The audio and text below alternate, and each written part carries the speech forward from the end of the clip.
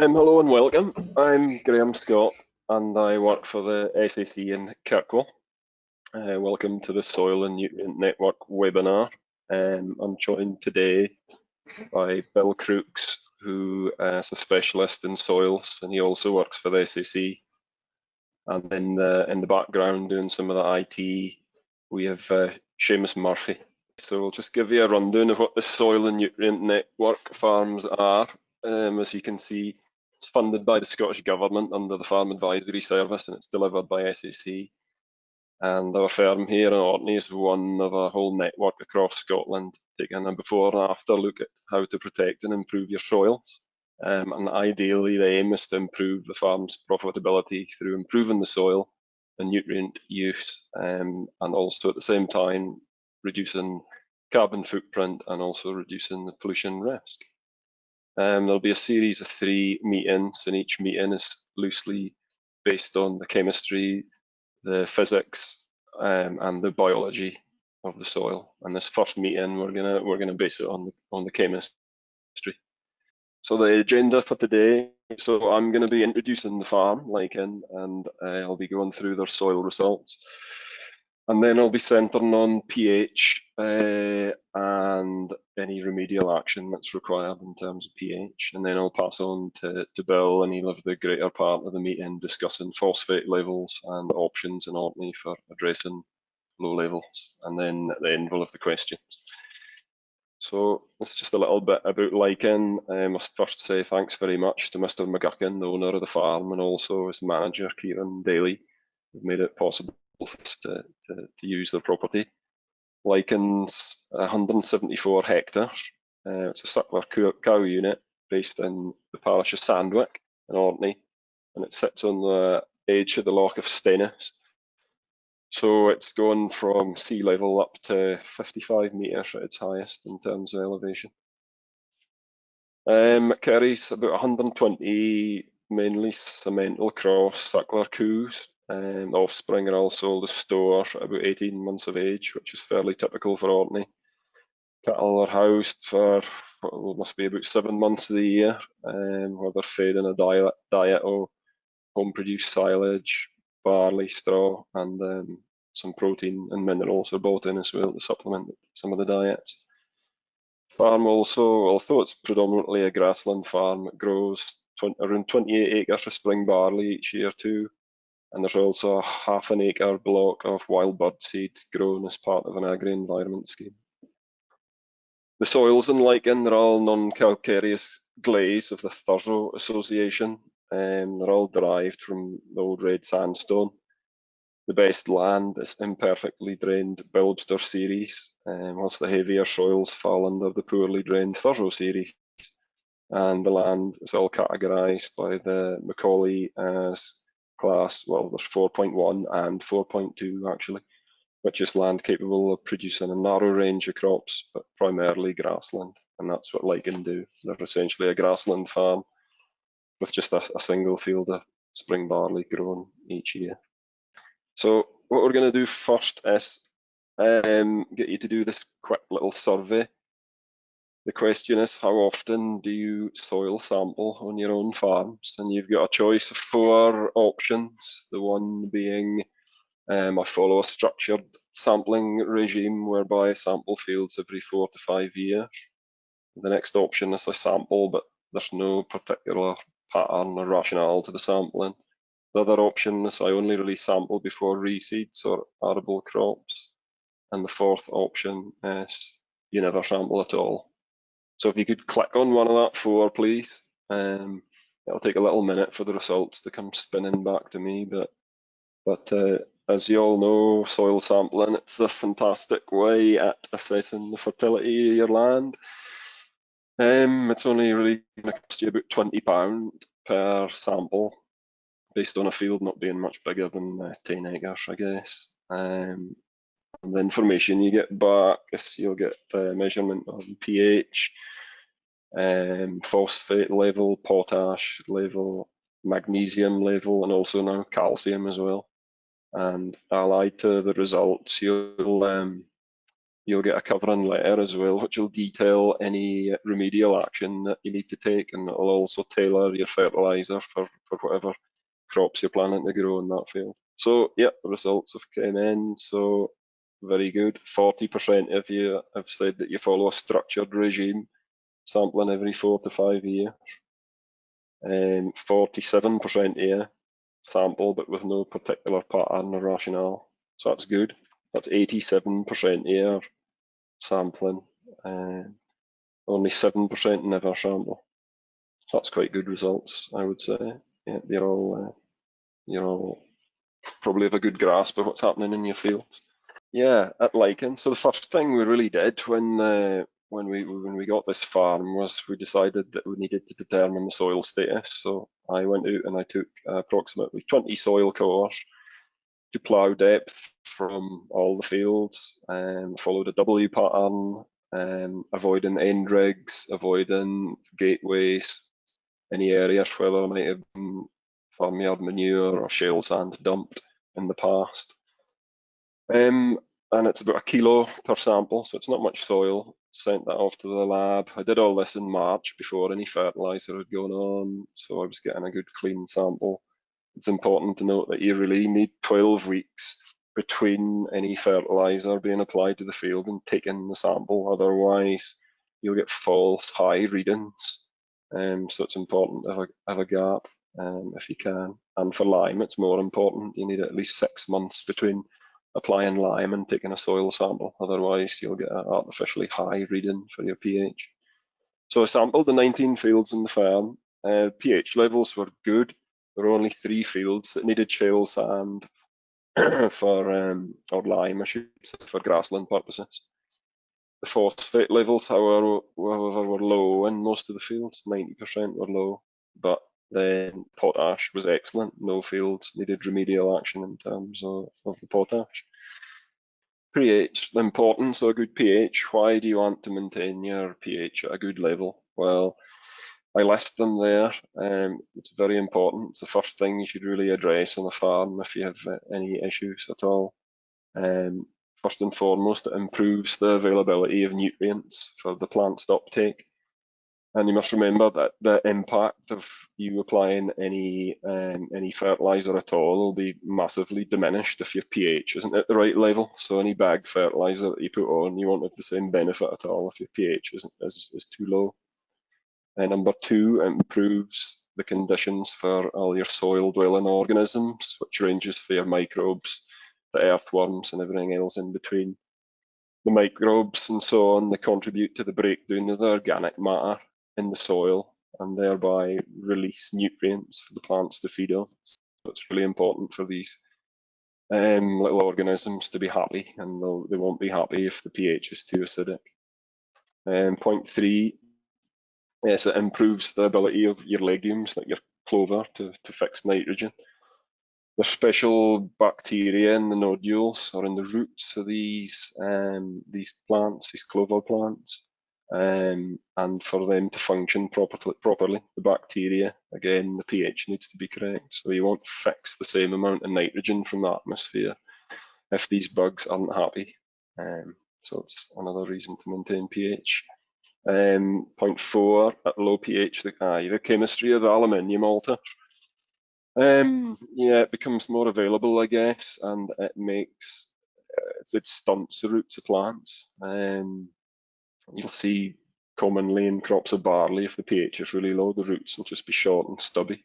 That's mainly due to the chemistry of the aluminium in the soil being altered by the low pH and becoming toxic to the roots of the plants. Another good point is lime, particularly shale sand, improves the physical structure of your soil as well. It frees it up, I guess it helps to aerate it. And also correct pH enhances conditions just for general breakdown of organic matter in the soil. And these all lead to increased yields. So yeah, pH, really important. Just a quick one, this shows you here, it's quite a good diagram that just shows the availability of the different nutrients in the soil at the different pHs. And it's clear to see that the phosphate or the phosphorus tails off very quickly. The potash and the nitrogen to a lesser extent. Ideally, you would want to maintain the pH in a mineral soil at between 6 and 6.2. Also notice the manganese, the purple one, fifth from the bottom. Its availability diminishes as the pH increases, so that's where you'll find quite commonly in barley again, soils with high pH having manganese deficiency. And the classic examples of this is where shale sands dumped around the gateways of fields in the past prior to spreading. There'll be a concentrated amount of shale sand in these spots, leading to manganese issues then when barley's grown in the field. You see quite a lot of that, certainly in Orkney. And again, very quickly, this shows much the same as the previous slide. Apart from the aluminium, third from the bottom, it shows basically how the aluminium becomes far more available at the low pH, becoming toxic, as I said earlier. And also the actinomycetes, which are simply bacteria, their numbers drop off as well at a low pH. Why does the soil pH drop? Why does it drop? Why do you have to keep applying lime? Well, there's a number of reasons for that. One of the main ones being the high rainfall naturally flushes calcium and magnesium and other elements from the soil as well. And that leaves behind gaps, if you like, in the soil chemistry, whereby the hydrogen ions take their place in the soil structure, and these hydrogen ions are all acidic. So basically the rain's flushing away the good calcium and magnesium, which are like alkaline compounds, if you like, and they're being replaced by acidic hydrogen ions. So the rainfall does that, and you'll find more acidic soils in areas where there's high rainfall. Number two, crop growth, including the production of acidic compounds from the plant roots. Well, the crop growth itself, as the crop's growing, it's actually taking magnesium, calcium, potassium out of the soil. So it's doing, I guess, something similar to the high rainfall. It's taking these base-like substances from the soil, which are then being replaced by your hydrogen ions, which makes the soil acidic. So the more your crop grows and the heavier yields you're producing, the more acidic or the quicker your soil's going to turn acidic. Point three is the application of fertilizer, such as ammonium nitrate. Ammonium containing nitrogen fertilizers in themselves make the soils acidic, but going back to point two, nitrogen is just gonna make your crop grow too, so it's gonna take out more of the potash and calcium and magnesium out of the soil, therefore leading to more of the issue mentioned in point two. Point four, the parent material is also massively influences the soil pH, certainly in Orkney. The old red sandstone's naturally acidic. And one final thing that I haven't mentioned is the breakdown of organic matter also produces hydrogen ions, which causes acidity. So these are the results of the farm at Lyking. There's 4 columns there: field name, pH in the field, lime requirement for arable, and lime requirement for grassland. At soil pH below 5.6 in mineral soils in Scotland, as I mentioned before, the aluminium inhibits root growth. That's in mineral soils. In organic soils, like a peatier soils, there's naturally less aluminium in that soils. So you'll notice that if you've got 2 soils at the same pH, and one's a mineral and one's an organic soil, the lime recommendation will be much higher for the mineral soil than the organic one. That's simply due to the amount of aluminium that's in or not in the organic type soil. So there's lower, you can get away with having to apply less lime and shale sand to peaty soils compared to mineral ones. And I should also mention that for any sample, the amount of lime to apply depends on the current pH, the soil texture,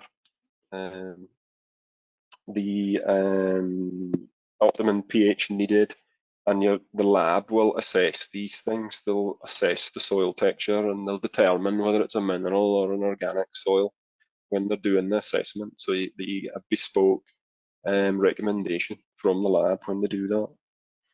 But just to reiterate, Lyking soils are really good, only 3 of them. Bear in mind that it's a grassland farm.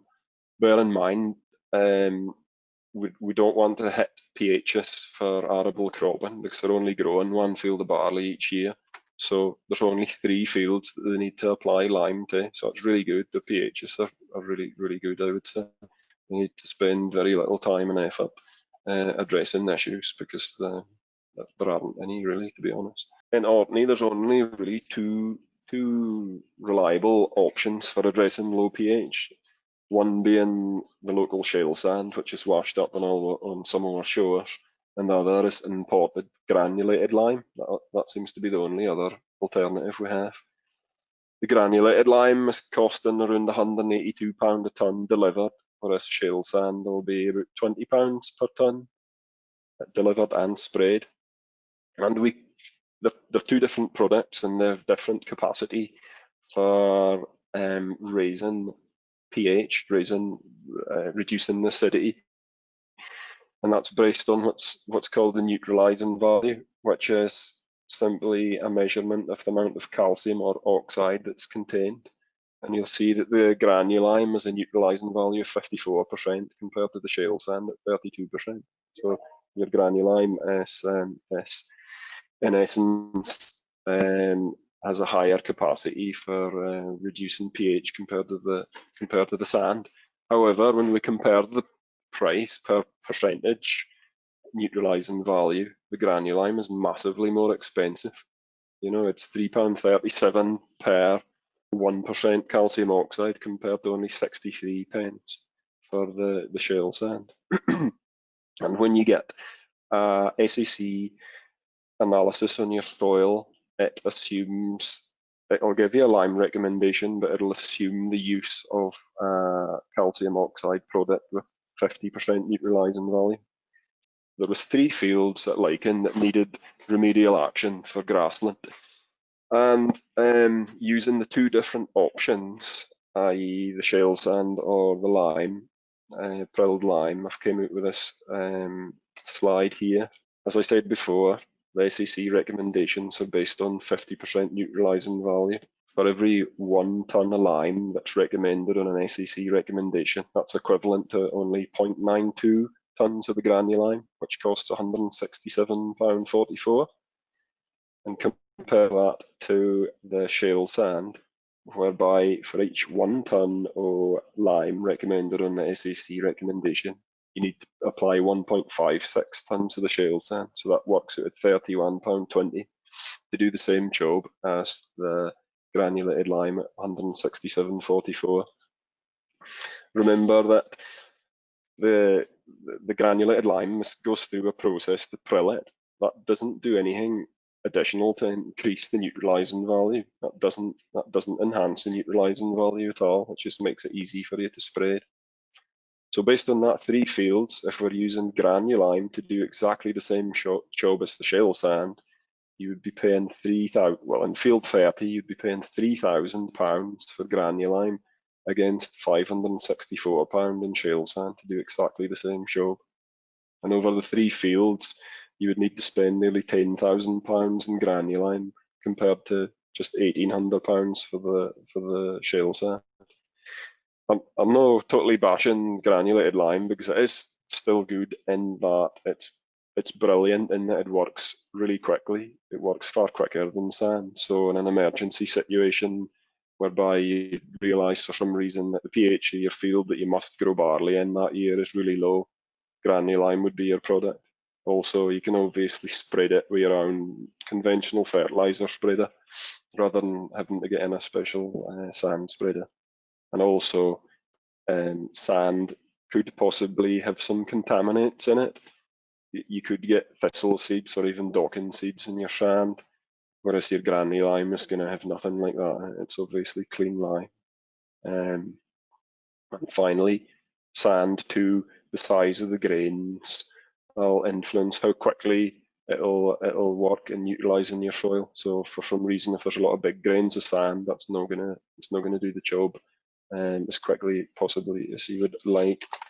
That is that is my last slide. I'll pass over to Bill now, who will do his session on the phosphate, and then we'll come back to me at the end and we'll go through some questions. So Bill, thanks, and over to you. Okay. So yeah, I was asked to speak about basically use of organic fertilizers with a priority of focusing on phosphorus. Okay, so looking to see what the value is of various organic materials and their use on land. Okay, so in this talk I'll just cover field conditions. That's always the top of my list when I'm talking about use of organics. So I should say first why I'm talking about this. I work in this sector for SAC. I'm a soil and water consultant, so I do work for individual landowners on spreading of various materials. I also work with various companies like Scottish Water and other waste producers on what they're producing and how they can be improved. And I also do some work for SEPA as well, helping them understand what's happening in the field. So I got a bit of an understanding across the whole spectrum. Okay. So the first thing is about field conditions. Second, we'll just cover the different types of materials that I'll consider for this talk. The main distinction being what's produced on the farm versus what's coming off the farm as maybe a waste material. Their fertilizer value, and then a quick talk about soil quality, which is another reason why people often spread organics.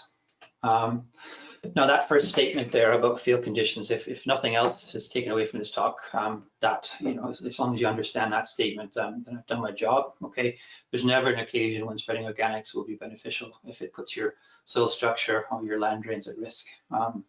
Damage to these two fundamental aspects of your farm business, are very costly to fix. In some cases, it can't be fixed. So they or at least cost effectively. So we have to make sure organics of any type tend to be heavy. They still need heavy, they're going to be heavy loads coming into the land. And in some cases, it can also be activities that are hard to control if you've got, contractors coming on from somewhere else that who are maybe accessing land and you're not expecting them to. So these are all things that can lead to risk. So you need to keep, this in mind, that you'll never get any benefit if you're putting any sort of risk on your soil structure and land drains. Okay, so well-drained land under dry conditions, making sure for when you're planning a spread to what's the weather been like for the last 24 hours, okay? And that comes as part of what I'm trying to promote now when I do these talks, which is this idea of spreading contracts, okay? So if you're gonna be taking a material, particularly like a waste or something, or any other, or even with if you have a slurry spreading contract in place, discussing upfront when you don't expect them to be there, but I'll mention that a bit more later on.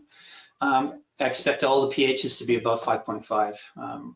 If we should be spreading organic materials to well-functioning land, they should never be used to try to fix land. So if you've got a piece of land that's not performing well, the use of organics is an option, but it probably shouldn't be your first one. Okay, if you're not willing to shift the pH up to above 5.5, then it really doesn't deserve any sort of inputs like organics.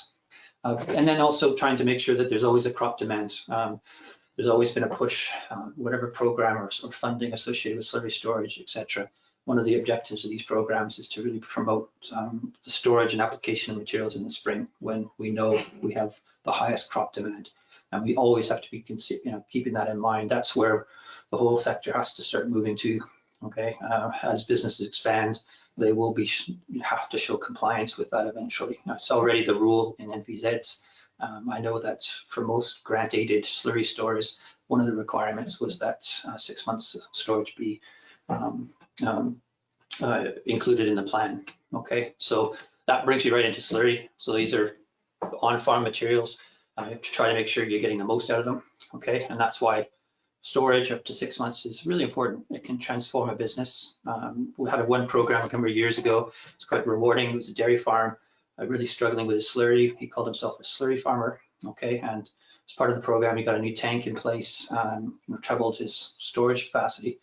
And he was saying that that was the first Christmas that he'd never spent Christmas Day spreading slurry, for 20 years or whatever. So good storage can really transform a business. So you should never be seen as a waste of money. It should always be part of a good, successful storage when it comes to handling slurry.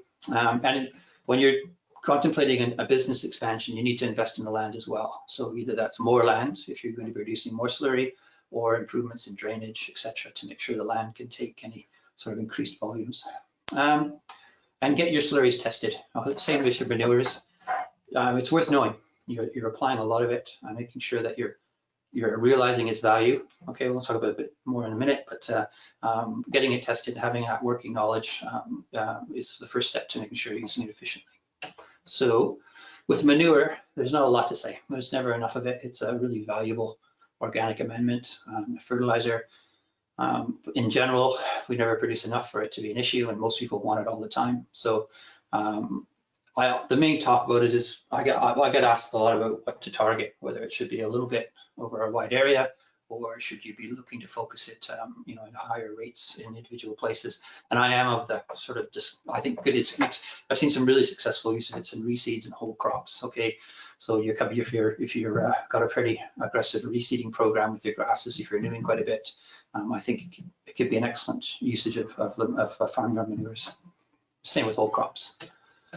Okay, so we'll move to the off-farm materials. Okay, so we had a significant change over the last 10 years or more with this. We've got a lot more materials coming to market now, and I don't really know what's happening on the island, but certainly in the rest of Scotland, we've seen a big transformation. Okay, new materials being presented at the farm gate, like PAS 100 digestates and PAS 100 composts and PAS 100 digestates. Okay, we've also had the energy from crop market. So, and certainly in some areas of Scotland, that's had a big impact. So people are growing crops specifically for energy production, and then they're taking back the outputs of that and spreading it to land. Okay, so that's really been quite big in some areas. We've also had an attitude changes from SEPA and enforcement. Okay, so when it comes to spreading of materials under exemptions, there's a lot more attention being paid to making sure it's being done properly, and everyone needs to be aware of that. Okay. PAS 100 and PAS 110 materials are receiving a lot of attention too, because some of them are being spread a lot too thickly in some parts of Scotland. But one overarching thing is to make sure the paperwork's done before you're accepting it. And so that means you might have to spend some time understanding it. If someone presents you with a material you haven't seen before, you don't want to say no, you just want to understand it first. Okay, so understanding what these digestates are, understanding we'll mention a bit more of the Biosolid assurance scheme, so that's sewage sludges, as well as understanding what a paragraph 7 is, a waste management exemption. I'll just quickly cover this land spreading contract a bit more in detail. Okay, so if this is something I've had seen done successfully in the potato market. So there's people leasing out land for potato producers so that they can have a bit of a say as to when certain activities occur, so that they can minimize damage to land. Okay, and I think it's a good idea maybe to consider that in the waste spreading sector. If you're agreeing for a material to be spread on land, just putting on paper when you don't expect them to be there, and that's mainly to do with soil conditions. Okay, so that we're not allowing anyone on the land when they could be doing damage. What's been a good example up in Aberdeenshire, where somebody lost control of a program of spreading of a distillery material. So he woke up at 4 in the morning and they were spreading, and he just decided that was enough. And they did manage to compact his land quite heavily as well. You should always be given a benefit statement too. Okay, no matter what it is, whether it's a product that you're buying or whether it's a waste material that you're receiving, you should have something on paper that shows you what its fertilizer value is. If you don't have that, it really is hard for you to justify that it's beneficial. Okay, and always be prepared to ask questions. You never want to find yourself in a situation where you're working with a material that you are not confident about. So always be prepared to ask questions and make sure you have the access to the right people to ask those questions. This is a Biosolid assurance certificate that was given for sewage sludge. Okay, it was sort of handed to me. I don't know much of the background, but it's pretty basic. Okay, so this is the basic information that you should be looking for in this case. Okay, so it's providing a frank, easily interpreted overview of the nutrients that are going to be supplied from the proposed application rates. Okay, and that's the bare minimum that you should request. I think that the industry maybe should step up and provide a bit more detail on these materials, but right now that's the sort of basics you should be looking for. Okay. As I said, I'm reinforcing that message about the paperwork. Just make sure that you don't want to be in a situation where you are doing a favor for anyone, restoring a material when you don't have a license to do it. Okay, there's no reason for that in the market now. I think the rules are pretty clear, so people should be preparing to make sure that they can follow them. There's also additional information out there. If you're taking off an off-farm material, there is additional information on that will include soil analysis. Okay, so sewage sludges have to have had some, soils that are getting sewage sludge will have had some additional testing done at one point. So that kind of information is available. There's also going to be a certificate of benefit for wastes that are spread under Para 7. So that contains information about, what the benefits are for the spreading, and also a risk assessment too. These are the basic risk assessments if you're interested in finding out what kind of concerns there are. Okay, so the big thing is you might have to invest some time, okay, in understanding the material, and that's really important if you're planning to take it on a regular basis. This is another thing I don't get a lot of. Most people don't like it. Okay, I like it. 1 in 3 year policy on land spreading. Okay, I think it's not the attitude for some people right now, but I think it helps make sure the benefits are spread across the farm. Okay, so that we're not just spreading it to that field because that's the nearest to the gateway. Okay, so I'd like to see it where it's targeted. Okay, and it's a planned process. So if you're spreading in a 1 in 3 year policy across the farm for an off-farm waste, you have to think about where it was last year and where's it going to go this year. So there's a planned process. Okay, and that's not just waste materials. That's also things like digestates, etc. So anything that's coming through the farm gate, looking at it, considering that kind of approach, so that you're maximizing the benefit but minimizing risk across the farm. Okay, and then one other final point here is the equipment and application method appropriate? Okay, you'll know your own equipment, and again, if you agree to spread a material, so you only take it and store it and spread it yourself, do you have the equipment to do it properly? Okay, particularly if it's a material you're not used to handling, and also whether making sure of having some confidence that the contractor, if they show up to do it for you or on behalf of the waste producer, that they show up with the right equipment. We don't seem to tend to get those kind of problems as much as we did a while back, where there was new players in the market, and some of them hadn't quite learned what equipment's necessary for effective land spreading. So just move on to the nutrient value. Okay, so I looked at the soil analysis that was provided me for the farm. Okay, and immediately the first thing that came out was that there's really a phosphate deficiency in the system. So somewhere in the whole process, there isn't sufficient phosphorus getting in to keep most of the soils at target. Okay, and it's important that if you're testing your soils, presumably you're looking to maximize the yields in that land. Okay, so making sure that you get sufficient phosphorus coming into the system, I think, is a priority for this farm, as well as micronutrients. We didn't get a detailed micronutrient analysis of the soils done, not that I saw, but we did get some of the heavy metal results that were done on some of the fields for the sewage sludge spreading, and it was quite surprising to see some of the low levels of copper and zinc. Okay, these are all micronutrients which are important. So I think the use of organics, certainly to supply micronutrients, will be an important factor for this land.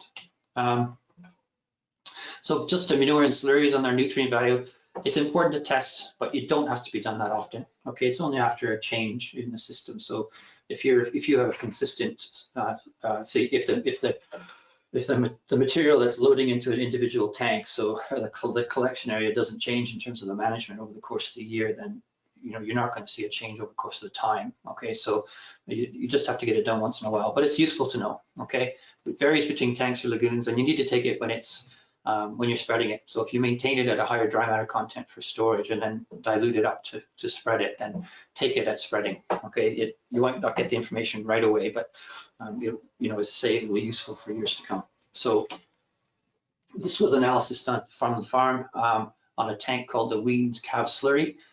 The dry matter content is about 8.2%, which is pretty typical. Book value is around 6. The pH is very common at 7, so neutral. Okay, I like to look at pHs of all these materials, not so much that they can have an impact. Things like slurry won't overall have a significant impact on acidity, aside from the decomposition process that Graham mentioned. Okay, so it will overall have a net draw pH down, but not directly related to its acidity status. Okay, but it isn't. I like to look at the pHs just to know where they are, so that you can plan applications. As we'll see perhaps with the pod ale, if you have a low pH, it can have an immediate effect on sensitive crops, so reseeds, etc. So you need to be aware of when you're spreading it to minimize any concerns. Okay, nitrogen content is pretty typical, as is the phosphate and potash, okay, and I've just put an overall, if you're doing a spread rate of 20 cube here, so that nitrogen, so these are transformed values, so these take into consideration availability factors as well, okay. For nitrogen, at that spread rate, you're going to be getting up to 42 kilograms per hectare, depending on when you spread it. So if if you spread it close to when the crop needs it, then you're going to get that nitrogen value. Phosphate is about 21 kilograms per ton. So again, it's there, but it's not a really high amount, and probably not enough for this farm system. And the potash, again, sufficient is quite high. So you're probably getting almost all your crop requirements for potash from that. The next one that I was asked that we were given here was pod ale. Okay, I know this material very well. So it's spread under a license. So it's paragraph 7 waste management exemption. Typical material, dry matter content of 4.6. Actually, that's a bit higher than some I see.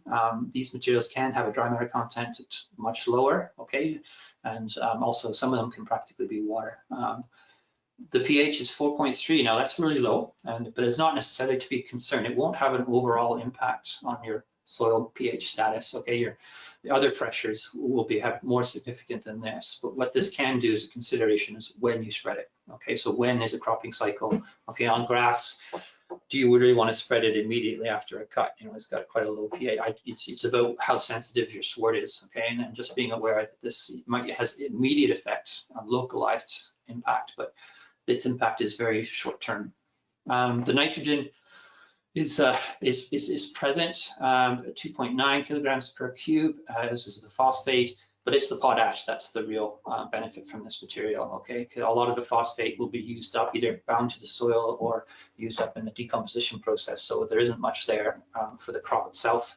But that potash, again, is going to be a good source of potash, which is always important for grassland production. And I've left micronutrients as a question mark there. There is a lot of micronutrients in there. I don't think we have time today to really go through it, but these are complex organic materials, so they will have, valuable micronutrients as well. The final one here is sewage sludge.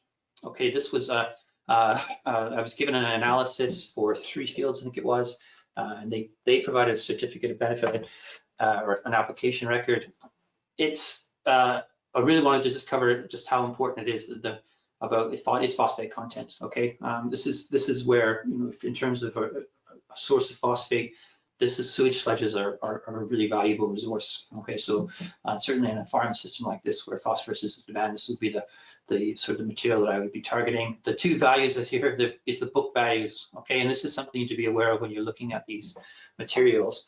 Is often they're given to you, or their value is given to you from reference values. Okay, and that's not bad. That's not a bad idea in most cases, because these materials vary, and that's something to consider for all these types of materials. They can vary considerably over time. Okay, and it's hard to capture that variance. And so there was an analysis provided of an individual batch of sewage sludge, and I just compared the 2. Okay, so this was the values. These are the book values, or what was given to the landowner in terms of its fertilizer value, and the spot value is the one that was taken. So they're not too far off, to tell you the truth.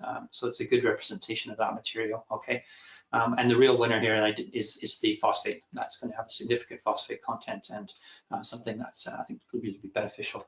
And it has that neutralizing value. This is a lime stabilized product. So again, that 19.9, that's good. We're not putting down huge amounts of this, so it's not going to. But it is, there is lime in there, and that's going to be another positive benefit for it. But I think also the micronutrients from the sewage sludge would be beneficial as well. Okay, so this final slide is soil quality. Okay, and again, this is, for me, that's an important first statement there. Soil quality improvements should never be used as a main reason to land spread organic fertilizers. Okay, it shouldn't be used to fix land. It should be spread to land that's in good wood order and it's functioning well. Okay, if you're having to apply it to a poorly functioning land, then that's a restoration project, and it's different. Okay, that should be done for different reasons. It's hard to, and soil quality is hard to quantify. Okay, if you do manage to achieve an increase in soil structure, what is that? Does that actually improve the bottom line of the business? And if you can't do that kind of stuff, then these good practices tend to be left by the wayside. Okay, so that's why applying for things like improving soil quality, I struggle with. Okay, particularly in grassland farms where the lack of organic content is typically not a problem. So if you're trying to improve land, probably one of the best things you could do is grow grass. So the idea that we're going to apply organic materials to improve soil quality in a grassland system isn't really that credible. It is more relevant in this more intensive arable systems. Okay, that's good, Bill, thanks. There's a few questions coming in here now, if I can try and wade through them. First one here, Bill, has there been much research done into the use of slurry additives and the cost benefit to the nutrient value of slurry? There I get presented with them all the time. And is this the one that's mainly about trying to prevent crusting? Is that? I get, yeah, there'll be quite a lot of folk in Orkney who'll put it in their slatted courts, I think, to try and, well, to reduce mixing time. Okay, if adding that material helps in any way to reduce mixing time or to increase the spreadability characteristics, then fantastic. Just that's enough to justify its addition. Okay, I don't the variation in the nutrient values. All you really could be influencing potentially is the availability. Okay, at the time of spreading, and that would largely be about nitrogen, and there's just too complex to really give a blanket saying that it's beneficial. Okay, the other nutrients are going to be there. You might be able to improve how much go into the crop at time of application, but that's only relevant if you're managing to target a spring application. If you're studying in the winter months, then any sort of benefit like that would be lost. Good, good. There's another question here. Are there any dangers to livestock associated with using sewage sludge? Yeah. Okay. Now that's interesting. Yeah. The sewage sludge has changed in the last sort of my generation. Okay. So when I came into this market, I was working with sewage sludges where heavy metals were an obvious and very real concern. Okay. So we often were controlling how much could be spread based on their heavy metal content. That is almost gone away now. Okay. Yeah. Things like heavy metals now are very much a secondary concern when it comes to spreading sewage sludge. We're now primarily concerned about things like its phosphate content and making sure we're not applying too much phosphorus, which is a plant nutrient. Okay, so there has been a change in that. There's still the associated issues related to heavy metal content, and there's talk about organic residuals from the pharmaceutical industry and that sort of things. But to my knowledge, as of today, I have not really seen a lot of concrete evidence that supports that. Okay, there is rules. There's the safe sludge matrix, which provides a clear break between the application of sewage sludge and grazing. So those types of rules, and I haven't come across any situation where I've seen clear evidence that there's a concern. Okay, good. Another question here. How quickly should I realistically expect to raise a soil which is very low in phosphate up to the moderate category? That's a complex question. Okay, and I'm going to answer the question, but I'm first going to say that if you're interested in that, I thought your situation now, there is a technical note which Graham can help you find. Okay, that specifically talks about that. Okay, it's managing soil phosphorus, and it's a really interesting. I think it's a good read for anyone who's where they know they have a phosphorus issue that they want to address, and that does talk about that. Okay, in terms of timing and how much phosphorus is required to move categories, depending on where you're studying from, where you're going, where you want to end up. The total amount of phosphorus that is required can be substantial. Okay, I'm not going to rattle off any numbers, but it's quite high. And at one point in not that long ago, but they actually were applying massive amounts of phosphorus in some parts of Scotland based on that knowledge. Okay, but we've recognized that that's not really environmentally sustainable and also not particularly effective. So it's a staged approach. Okay, and so we provide recommendations in our thing which takes your consideration of your current soil status and provides the recommendation for the crop that you're going to grow, plus a little bit more to build you up, but it's over a 4 to 5 year period. Okay, and that's really environmental considerations is a big part of that. It's not necessarily entirely driven by crop. Okay, so there might be an argument to build your status up quicker, but you'd have to convince me that you are managing environmental risk better, really well. Okay, good. Here's another one. How much shale sand do I typically need to spread to offset a standard pot ale application? Offset.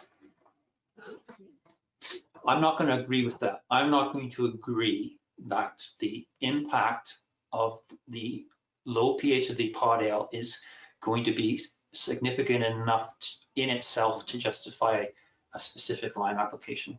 Okay, if I said early on in my talk that I expect you to be applying this to well-functioning land. So I'm expecting land that's on target. Okay, that means for me at least above 5.8, preferably at that 6. Okay, so if you've got land that's at that target, the pot ale application is going to have a negligible impact. Okay, over in the long run. And as I said before, maybe some concerns right at spreading. Okay, but in the long run, so I wouldn't say that there's specifically, okay, and I don't expect it to be, if you're going to apply it to land that's struggling with acidity status, so at 5.6 and 5 or below, then that's when we start talking about an additional problem. But I would never support that kind of thing. And there's one final question here that's come in, and it's, what are your views of Fibroforce as a fertilizer? Okay, Fibroforce, yes, yeah, it is a valuable fertilizer. I suppose I don't know if I can interact with this person, but I mean, it's the form and how you're spreading it and making sure you're able to spread it effectively. These are important considerations with Fibroforce, and so like lime, in some cases, can be a tricky material to apply, and you have to make sure you're doing that properly, because stating its benefit, recognizing its fertilizer value are all fantastic, but if you can't get it on the land, in an effective way, then that's the only concern I have with it, and the discussions I've had with some people about it. Okay, and so making sure that that's taken into full consideration, and from a financial benefit, that any additional application costs you need to really fully account for.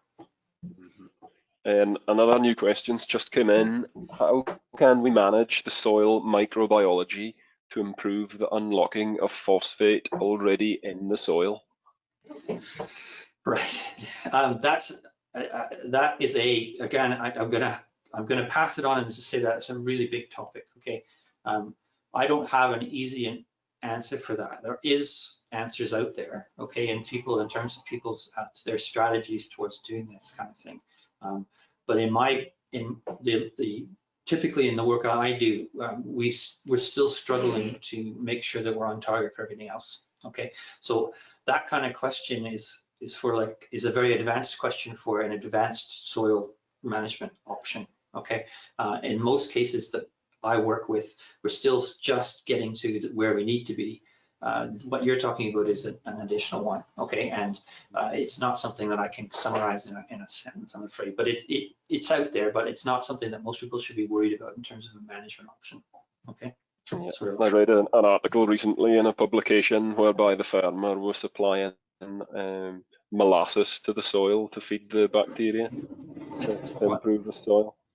Yeah, well, you are feeding it. It's making sure, but if you're in a grassland system, it's already pretty well fed. Okay, it's because it's getting muck and slurry on a pretty regular basis. It's already a pretty well fed soil. So it's much more credible in sort of the arable market when it comes to the benefits of organic applications. Good, grand. That's all the questions. Thanks for that, Bill. Good. I'm just mindful that we've got we don't have much time left in our slot, so I think I'll just have to wrap it up here, folks. And thank you all for logging in. Thanks for your questions. Thanks to Bill and also Seamus in the background as well. And also thanks to the host farm, Mr. McGuckin and Kieran, the manager. There will be another webinar in October. If any of you have any burning issues or questions you would like us to answer or cover, simply email me, graham.scott@sac.co.uk, and I'll strive to try and answer them and strive to get speakers in to answer any specific questions. So I'll just shut everything down there, and thank you once again for joining. Thanks very much, and cheerio.